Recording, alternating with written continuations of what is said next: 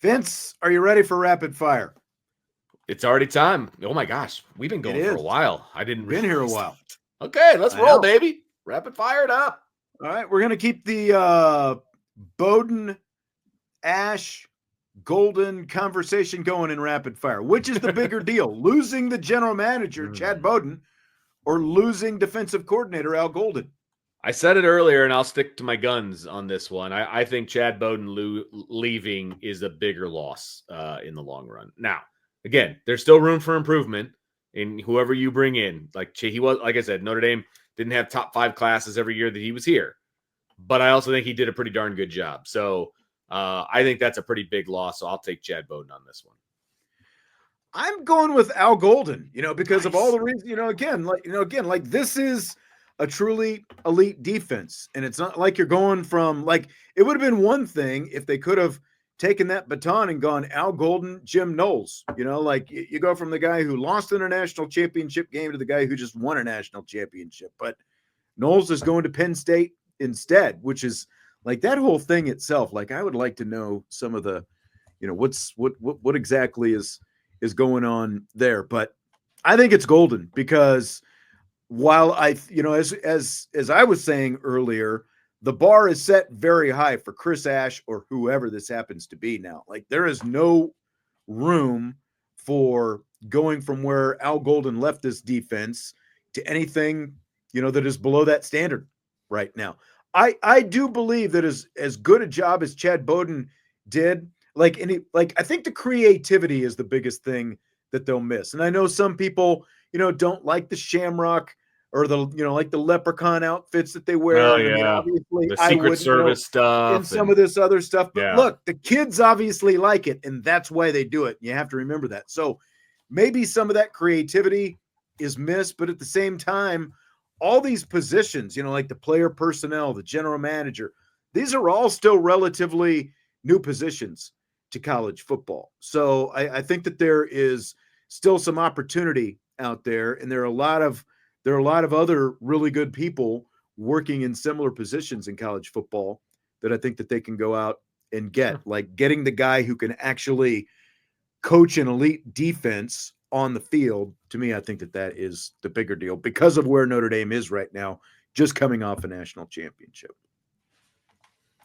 Fill in the blank. After the departures of both Golden and Bowden, your feelings about next season are blank. Still very positive because the roster is still there. And I still have a lot of faith in the roster and what they're going to be able to do and all of that. So I'm still very positive on what the season outlook is going to be for next year. I regardless of what happened, my season outlook is very, very positive right now. Mine is it remains positive, but it's a little bit more uneasy just because of, again, like this defensive stuff. Like we came to pretty much know that Al Golden's defenses were going to step up in the biggest moments and do what they were supposed to do. Now that obviously kind of dissipated a little bit a week ago in the national championship game, but other than that, like as we talked about, you didn't have to ask Riley Leonard to do more than what he was comfortable doing because of the comfort that you had in Golden's defense. And so I think that until we there's for me, there's going to be some uneasiness, whether it's Ash, or unless it ends up being, some higher profile guy. There's just a little bit more uneasiness going into next season because I think that there is going to be a natural drop off of some sort. The question is going to be how far off it drops. With Bowden, his impact won't necessarily be felt next year, but is all it's going to take is one recruit flips, or why aren't we getting this guy, that kind of stuff, and people are going to be going nuts about that as well. So, but I mean, obviously his impact I think is going to be felt farther down the road potentially. Completely agree. And that was one point I was going to make, is that Chad Bowden leaving doesn't affect 25. Like it doesn't affect that year for me. Right. You know what I mean? Because his effect has already happened for the guys that are on the roster. but I think his effect will be longer lasting. Mr. 2.0 says, I think Bowden is replaceable. He did a good job, but I think he's replaceable, and they could even use the opportunity to get someone with new ideas that will help recruiting. Look, everybody is replaceable. Everybody. Marcus Freeman's replaceable. Bavakwa's everybody's replaceable. That's exactly right. And it's not limited to sports. It's literally everywhere. That's right. I'm replaceable. You're replaceable. Brian's replaceable. Like, everybody's replaceable. Okay? We're all cogs in the machine, Vince. That's right, man. That's 100% accurate. So, yes, Chad Bowden is replaceable. There's no doubt about it. The question is, will the replacement be better? We'll have to wait and see. Just like I'm going to wait and see on Chris Ash. Yeah. We're all replaceable, John. I don't know why you had to point me out. Man, John coming hard at Vince. Vince is replaceable. You're not wrong. I am replaceable. There's no doubt about it. Scale of 1 to 10 with Marcus Freeman set to hire Chris Ash potentially as defensive coordinator. What's your concern that Mike Mickens could be gone soon? It was much higher when this news first broke. Now we're hearing that there might be a co-defensive coordinator situation. That makes me feel a little bit better. So my concern level has gone down, but it was very, very high when this news first broke. I think I'd put mine at an 8. I see John at a 10. DK is a 9.9. He is pushing there. The co-defensive coordinator, that's where, maybe this shifts a little bit, and again, it helps get Mike Mickens. Keep him around. Yeah, exactly. Probably comes with a raise, right. All of those things that keep you happy. Yeah, because again, when you're an elite position coach and an elite recruiter, at some point, it's like, well, are you going to become a coordinator or aren't you? And depending on what his goals are, we know that he's really close with Marcus Freeman, but look, Chad Bowden was close with Marcus Freeman as well, and look where he was. He got a big offer, and he went and took it. And so it feels like my concern is fairly high, but like you said, maybe just a little bit lower, but still fairly high that, maybe after next season, Mike Mickens does go off and find that opportunity. You used the word soon. So is that like this off season? Is it like next year? Like, it concerns me that he will. It's always been a concern of mine that he'll leave if he's not the DC. Right. And so I didn't want to put a definite time on it. Right. Because, I get it. Because it's like we don't know exactly what's going to happen or what he's thinking. Or right. Stuff. Like so to me, soon is like, well, maybe within another season or so. Sure. Yeah. Here's the thing. I would say that if I'm talking about this offseason, my concern level is like a 2. If we're talking about a year from now, it raises up to like an 8 or a 9. How about that? And that's kind of how I'd be in there as well. Yeah. And yes, DK, you are absolutely correct. Family is not replaceable. DK's getting all soft on us. Man, it's like one of the softer things I think he's ever said. I know. I was referring to like jobs. You know what I mean? Not like killing people off. Like, that's not. Yes, exactly. At work, we're all replaceable. Correct. Wow. Okay, so we were going to do that we in, we out show on Friday, and then, as we said, we ended up having to cancel it because of my travel schedule. But we had subscribers submit questions for that. So here's one that was submitted that we didn't get to use. He says, much like the 2024 schedule, the 2025 schedule has only one really tough game again. Notre Dame goes 11-1 again to a surprising opponent.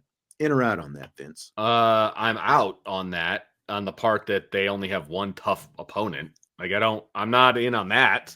I'm sorry. They open up at Miami. And then the next game is a home game with Texas A&M, or at least the next game on the schedule. They may insert a game in there because there's a bunch of TBAs. So that right off the bat, because right now And I don't know what I'm looking at the schedule, and it looks like there's 3 currently ranked teams on the schedule. Now, I assume that's the ranking coming out of this season. But you've got Miami at 23, Texas at 22, and Boise State at 24. That's 3 ranked opponents on your schedule. So I'm not going to say that they only have one tough game. I think they have more than one tough game. So I'm out on that part. Going 11-1, sure. I mean, it's January. You know how far away. Like, I don't even know who the starting quarterback is going to be. Like, I'm not ready to start making proclamations on Notre Dame's record, but I think they're going to be good. And I think the schedule is a little bit harder than this year. But again, that all remains to be seen too, because there's going to be another portal window in a couple of months. So, we don't even know what these rosters are going to look like in the fall. So I'm not ready to say they're absolutely going to be 11-1 on the year. Yeah, I'm out on it as well. I'm not ruling out 11-1, but absolutely not. I want to see these quarterbacks get some live reps in the spring. I want to see what they look like. I want to see them get some reps in fall training camp. I want to see what the offensive line is going to look like. I want to see who the defensive coordinator is going to be. Like, we know none of that so far. And then, like you said, there's going to be more tough games on this schedule. And like the ACC part of the schedule is a little bit more forgiving. Well, not more forgiving, but you've got Miami, and then otherwise, what are those? You've got Boston College on there. Like, what are they going to look like? They're scrappy, scrapping all, and all that. They're like, scrappy. You obviously have Texas A&M and Boise State coming here as well. Even though I think you got the Cuse. They're not going to be an easy. They're not going to be a pushover team next year, I don't think. Right. So I mean, look, there's USC. USC's paying $1 million for their GM, so they're going to be good. So yeah, there's more than one tough game on the schedule. I don't buy that. Yeah, I've got to be out on it as well. Fill in the blank. It's blank that the 2027 National Championship game will be January 25th in Las Vegas. It's so late. It's so late. Like, it's only 5 days later. It's only 5 days later than this year. It was like 2 days ago. That would be now. It's the 27th, right now. Like, the championship game would be right now. And the only other football game after that would be the Super Bowl. Like, that's nuts. But that's what we're all signing up for, because there's probably going to be a 16-team playoff and, all of those different things. So that's what we've signed up for. I really enjoyed the playoff this year. I've always wanted to go to that stadium in Vegas. And when Notre Dame's in the national championship game in 27, I'll have that opportunity. So I don't think we're driving to that one, though. We are not. Allegiant Airlines for the win on that one. There you go, baby. There you go. I'll fly Allegiant. Yeah, that was like the first thing that most people noticed was the January 25th. The first thing I noticed was Las Vegas. It's like, I'm sorry. It's like, we need a college football national championship game in Vegas, because nobody wants to sleep that week, or that weekend. Seriously. Everything, I was kind of wondering, because with like this year, the Peach Bowl was obviously played at Mercedes-Benz, and then they played the national championship game there. I was wondering if they were going to kind of follow that format where they would be doubling up with these traditional bowl sites, and obviously that's out the window. I think they're going to. I think they're going to start. Like, I think you're going to see one, in Indianapolis at some point. I think you're going to see one. I think you're going to see NFL stadiums getting into the mix. Indy, Detroit, like obviously domes, in the north. But I think you're going to see more NFL stadiums getting into the mix for the national title game. I think it just makes sense. That way, a team's not potentially playing in the same place twice within the playoff. I mean, there's definitely a possibility, right? So yeah, I actually like that idea of having it in. Yes, I realize that it is January 25th. Yes, it will be on. I misspoke. It's not on the 27th. That's my fault. Yes, but. And I also realize, like, some of these bowl games are in NFL stadiums. Like, I get that. But I'm saying, like, a neutral NFL stadium that doesn't host that doesn't typically host those kind of games. I'm on board with that. Something different, a new place to go. And the more dome stadiums, the more dome stadiums that that get built. Like Cleveland's trying to build a dome. Chicago's obviously trying to build a dome. We drove past one in Nashville, didn't we? That's right. Nashville's building a dome. I forgot about that. Yeah, we drove right by it. It'll be done by then. So, yeah. Everybody wants the domes in there. We'll drive to Nashville. That drive's easy. Seriously, that was not a bad drive at all. Fill in the blank. Since we only had the one show, I guess you did a show, but didn't get to talk about this. Kirk Herbstreit's crying last week after Ohio State won it all is blank. So crying on TV last week. So unprofessional is what it was. And it just didn't do anything to help his cause because everybody says that he's a homer for Ohio State, except Ohio State fans. They all think he hates Ohio State, but then everybody else thinks he's a homer for Ohio State. Right. I don't know how both those things can be true at the same time, but whatever. I just think it was really unprofessional. That's all. Like if you have a kid on the team, which he does, and he said, I'm sitting here in the booth with my wife watching my son win a national championship, you're too close, man. Like you're too close. Go do Ohio State radio if that's the kind of emotion. Right. You know, like too close. You're supposed to be. That's exactly right. Way too close. You're supposed to be an unbiased observer and analyst of this sport. And, you know, to do that, you know, I get it. You went there. All these guys went someplace, but you've got to keep that in check.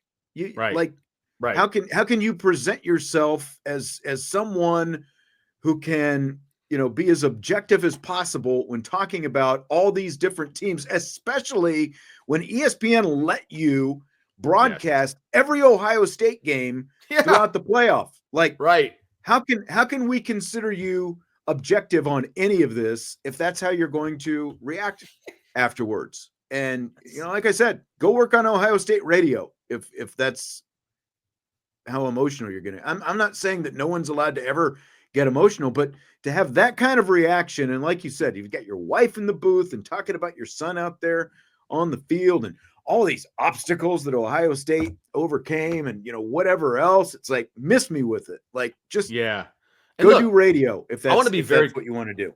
I want to be very clear here. I have no problem with him getting emotional watching his son win a national championship. No, I don't either. If that ever happened to me, I would be too. Yeah.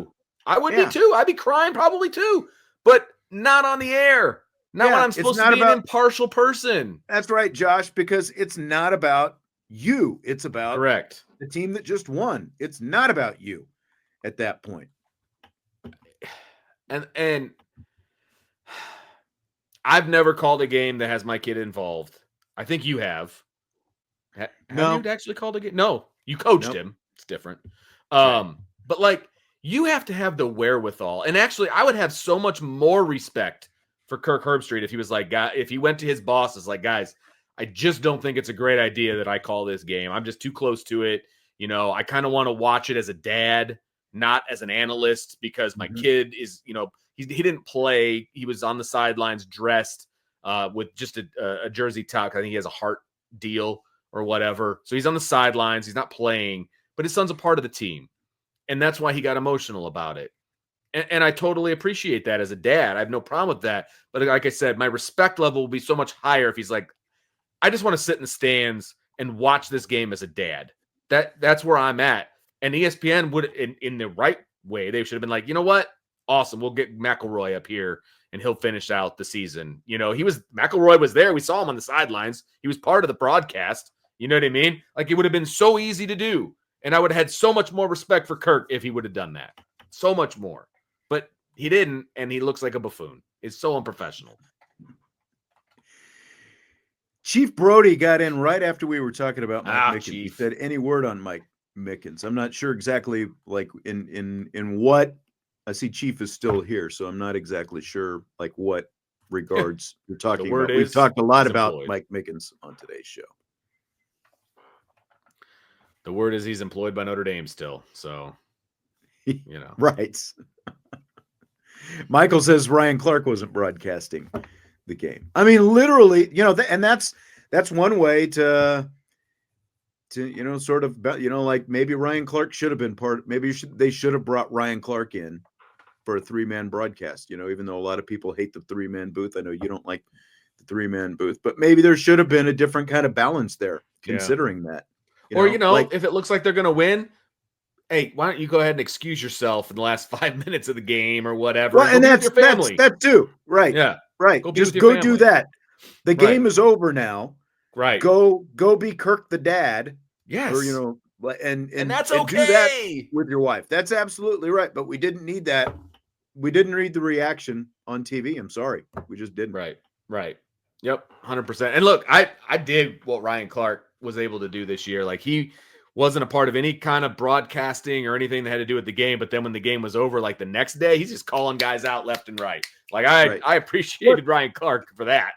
I think you kind of said it, but there are enough people who automatically think Kirk Herbreit is biased against their team because they know that he went to Ohio State. You don't need to prove them right by that response at the end of the game. Bingo. Absolutely true. Absolutely true. So during his introductory press conference as head coach of the Chicago Bears, Ben Johnson said that he enjoyed beating Packers head coach Matt LaFleur twice a year. Vince, you're a Bears fan. Do you buy or sell your new head coach coming out of the gate throwing heat like that? Hey, if you're going to throw heat at the Packers, do it now because they're not great. And I think you got a great opportunity to beat them. Look, the Bears should have been 2-0 against playoff team. They were still a playoff. I get it, but they also should have been 2-0 against the Packers this year if it wasn't for a blocked field goal at the end. They were 1-1, and that's on the Packers for stinking against the Bears. So I don't think it's going to take a monumental effort to beat the Packers. And they're the rival. And if you want to get on the good side of Bears fans, you better start making fun of the Packers here real quick. And I'm okay with that. I love it. Come with it, baby. Bring the heat. So just as the Packers would say that, they're in your heads. They're living in there rent free. All you Bears fans, like you can't get them out of your heads. Ryan Poles, when he was introduced a couple of years ago, he came out throwing heat, talking about they're going to run the North and, Packers this. It hasn't worked out well. So I think that, you can be big and bold. Like Aaron Glenn in his introductory press conference with the Jets today was big and bold, but he didn't, come out like, we're going to kick the Bills' butts and we're going to own the Patriots and all this other stuff. He was just like, hey, we're going to kick some butt, that kind of thing. So I don't know. Hey, work for Kurt Signetti. All right. Yeah. I mean, and everybody loves him. You can get him on your side, but at some point you've actually got to be able to start paying the bills a little bit. Absolutely. No question. You got to put up. Like I said, the Bears should have beaten the Packers both times they played them this year, and the Bears sucked. So I don't think that's setting the bar all that high. All right. That's what I'm saying. Okay, so do you buy or sell the Kansas City Chiefs being in their third straight Super Bowl and in their fifth and sixth years being more impressive than what the Patriots did during their championship days? It's not more impressive. Not yet. Maybe it will be eventually, but it's not there yet. I had hatred for the – well, see, here's the difference, though. I was rooting for the Patriots early on in their run, right? When they were just kind of the plucky team and the whole deal. And then it got annoying when all they did was win, right? And I've never liked the Chiefs. So that's definitely, there's some bias going on there. I'm not a fan. I didn't realize you were always anti-Chiefs. Where did that come from? Probably just the overplay of Kelsey and Mahomes and, you've never liked these Chiefs, basically. Oh yeah. Just these Chiefs. I could give a crap about the past. I'm talking about this inception of the Chiefs. Gotcha. I like Andy Reid, actually. I just think everybody else is just so overdone. It's so overdone. But I mean, the reason they're overdone is because they're winning at just an insane rate. Patrick Mahomes has won 9 straight playoff games now. That's the longest streak in NFL history, 9 straight playoff games. He's 17-3 in postseason games, or, they are with him. Yeah. And, the only postseason losses Patrick Mahomes has are to Tom Brady and Joe Burrow. which is just crazy. Those are the only two quarterbacks to beat Patrick Mahomes in the postseason. It's basically, and I said this last night, my wife was like, oh, are they going to keep getting lucky? You think they're going to win this thing? And I think it was when the Bills were leading. And I'm like, yeah, I do, because they have Patrick Mahomes and the Bills don't. And that's what how did Patrick every Mahomes game do down the stretch, comes out though? to. What did he do? He led them to the win. He scored a touchdown. He got him into, like when it was time to make a winning play, he made a winning play. They got another, they got the first down that iced the game at the end. Like, if you don't think the difference between those two teams is Patrick Mahomes, then we're watching different games, I think. I don't think that's the only difference. I think it's a difference. I think the play calling is massively different. And that goes to Andy Reid. I would say that. Andy Reid's a freaking genius when it comes to scheming up an offense against a defense. But Andy Reid has always been a really smart guy. But when did Andy Reid finally start winning Super Bowls? Who was his quarterback? Patrick Mahomes. Yes, but they won a lot of games in Philadelphia, too. He won a lot of games in Philadelphia. But he didn't win games that mattered. He didn't win. He went to some Super Bowls, didn't he? One Super Bowl. He went to one Super Bowl. Gotcha. A Super Bowl with Donovan McNabb. Yeah. Look, I'm not saying that Patrick Mahomes isn't a good quarterback. He's a whiny piece of crap, but he's also a good quarterback. Man, shots fired. Oh, I will shoot them all day long. I didn't realize you not felt a fan. so. I didn't realize you felt this way about He's Mahomes. such a whiny person. Not a fan at all. At all. So I guess to answer my own question, yes. It's not quite more impressive, but if they win a third straight Super Bowl, nobody's ever done that. And yeah, that's fair. So to win 3 straight, which nobody has ever done, and basically that would be what, 4 out of the last, is it the last 5 or the last 6? 4 out of because this is their 5th Super Bowl in 6 years. So if they end up winning their 4th Super Bowl in the last 6 years with 3 in a row, which nobody has ever done. Like, the only other team that has even been to 3 consecutive Super Bowls are the Buffalo Bills, who lost 4 in a row. Yeah, like no one's even been to 3 straight at this point. Thank you, Michael. It is 4 out of 6. I got my math got all wonky there when I started thinking about, okay, it's like because they've been in this many, but they lost to Brady and the Bucks in their Super Bowl loss, so, but again, you win 3 straight and you win 4 out of 6. That is some pretty. And the thing is, company, no doubt. he's still very young, and as of right now, they show 0 signs of letting up. And they just keep plugging in different pieces. I get it. Patrick Mahomes hater. I can't stand him. I didn't realize. Did you watch the documentary, The Quarterback? When it was him. Did you watch that last year? Yeah. That's when it all turned for me.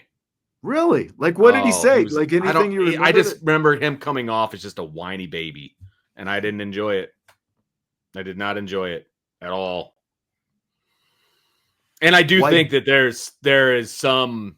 I can't. Let me say this. I can't stand people who are like, "Oh, it's a conspiracy, and they want so and so to win." And they have benefited from some serious calls during this run. I'll just say that. That's interesting. Chief Brody says, "Why don't I hate Mahomes, Sean? Because he's a great quarterback, and I think he, unlike Vince, who thinks he's a whiner, I think he's a fairly good guy, and he's a great talent. So I don't know, but like I will say, kind of like you, I rooted for. I didn't. Well, not root for, but I didn't mind like Tom Brady and Belichick and the Patriots for probably the first half of that dynasty. Agreed. But it was the later. It was after Deflategate and Spygate and all those kind of things, and that like all that as it and they were winning. Going, that's when I turned against them. And nobody likes it when somebody's winning a lot, right? It's like Alabama, and everybody hates Alabama because they won so much. Like, right. I get that's part of it too. Same deal. Like I didn't mind Alabama, right, when they won their first championship, but 6 titles later, like That's when it turned. I want the little Eagles bit. to win so badly. I would even be okay with people continuing to bring up Ian Book as a Super Bowl champion. I definitely do not want the Eagles. And that's another part of it. I think that, I didn't even think about this, but like Chief Brody asked me why I don't, hate Patrick Mahomes. He has beaten the Eagles and the 49ers in the Super Bowl. He's beaten the 49ers twice. Those are literally two of my three least favorite teams. And That's so fair. the fact that he has beaten them in the Super, and I will be pulling for them because and Jesse will be here tomorrow. Like if there's a team that that both of us despise infinitely right now, it is Sirianni and the Philadelphia Eagles. So that's probably why, it's definitely why I don't mind Patrick Mahomes and the Chiefs winning all these Super Bowls because of who they're playing in the Super Bowl. And I just want to reiterate. I didn't even think about it, but like psychologically, that's exactly why you like him. That's okay. You are entitled. And another reason I like Ben Johnson is because he's a Cubs fan, not a White Sox fan. There you go. Let's go. And by the way, Ian Book on the practice squad.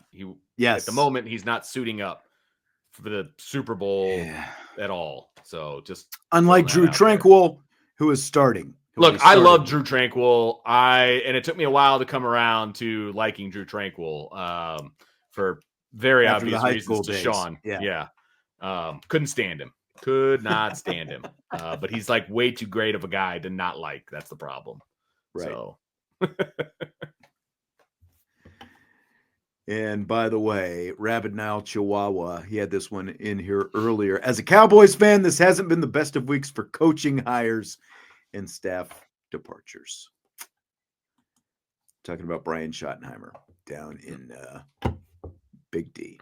And I'll save that conversation for when Jesse is in here. Save that tomorrow. For Jesse, because I don't have an opinion. So I don't have much of an opinion on the Bears hires either, but, try to get excited.